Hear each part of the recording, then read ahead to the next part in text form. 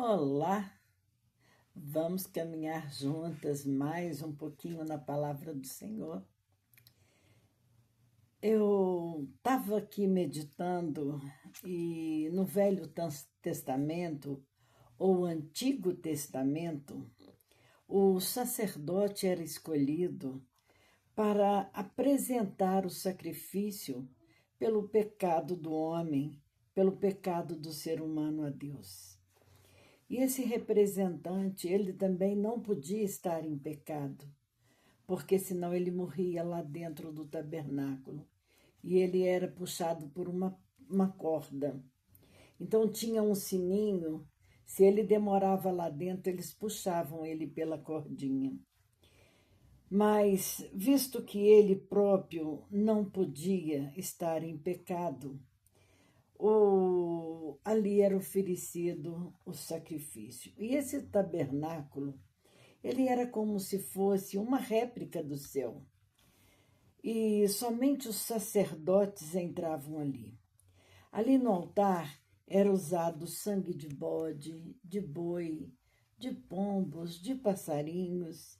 Era de acordo com a posse de quem o sacerdote estava entrando. E era uma vez por ano. Então, queridos, olha só como que era difícil para a remissão do pecado do homem. Deus, então, mudou todo esse ritual. E no Evangelho de João, no capítulo 3, versículo 16, esse versículo se tornou um jargão que todo mundo conhece, que fala assim: porque Deus amou o mundo de tal maneira que deu o seu Filho unigênito, para que todo aquele que nele crê não pereça, mas tenha vida eterna. E essa foi uma aliança que Deus fez com o homem. E por meio desse único sacrifício, e somente por uma vez, por esse sangue derramado ali, o homem se viu livre de todo o pecado. Jesus ainda acrescenta que todos os nossos pecados, ele não vai lembrar dele mais. Ele joga no mar do esquecimento. Em João 19, versículo 30, nos fala assim: tendo provado, Jesus disse: está consumado. Com isso, curvou a cabeça e entregou o seu espírito. Nesse momento, ali na cruz, Jesus morreu. Jesus pagou esse preço. E esse momento aconteceu a coisa mais linda, mais maravilhosa para nós. Quando Jesus entregou ali o seu espírito, o véu do santuário se rasgou de cima a baixo, em duas partes. E ali a terra tremeu, as rochas se partiram. Está registrado em Mateus 27, 5. Queridos, a partir desse momento, nós não precisamos mais de sacerdote, nós não precisamos mais de pastores. O nosso acesso à presença do Senhor é liberado. O nosso acesso ali pode ser qualquer dia, qualquer hora.